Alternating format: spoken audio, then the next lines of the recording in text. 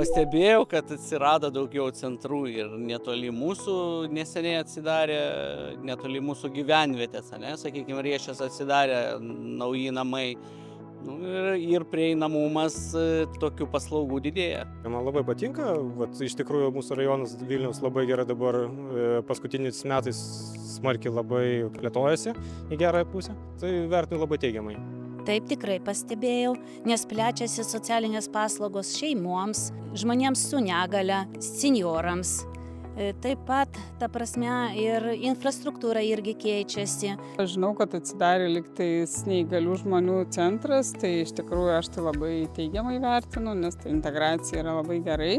Svarbu integruotis neįgaliesiems į visuomenę ir kad jie būtų arčiau žmonių, savarankiškesni.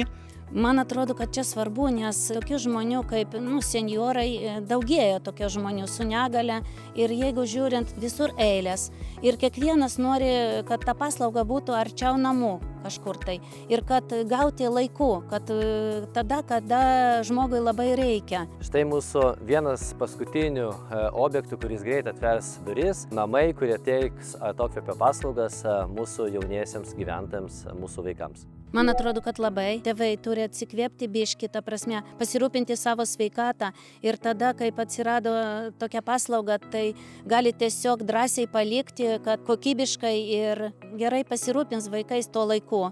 Labai reikia šito. Tėvam reikia pailsėti. Vis tiek čia yra moralinis sunkus, vis tiek pastoviai su tokiu žmogum būti, vis tiek reikia pailsėti biškį.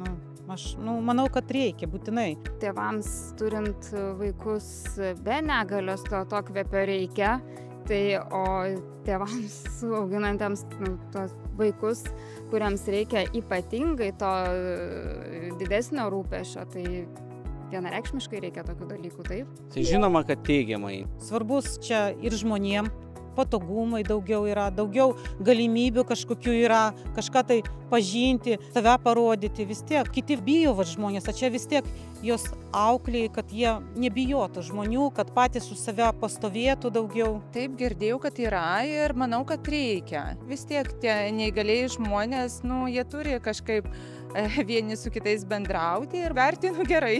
Džiugu, čia iš vienos pusės žmonėm darbo daugiau, gyventojams irgi patogumai visokie yra, daugiau ekskursijų visokie turi, daugiau pamato pasaulį. Tačiau socialinė politika tai ne vien investicijos į pastatus. Visų pirma, tai investicijos į mūsų gyventojus, į žmonės ir tos paslaugos, į kurios investuojama šiandien, atsipirks ir ateityje.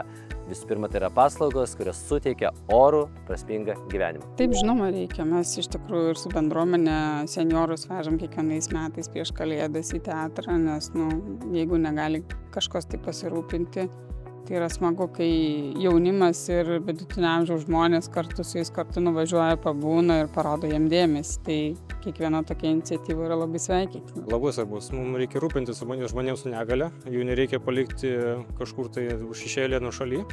Ir kuo daugiau tokių centrų, kuo labiau rūpinsimės, tuo, manau, geriau bus. Šiaip tai reikia, nes yra ir pažįstamų su negale. Reikia, nes turėti žmogų su negale tai labai išvargina ir atsikvėpti reikia.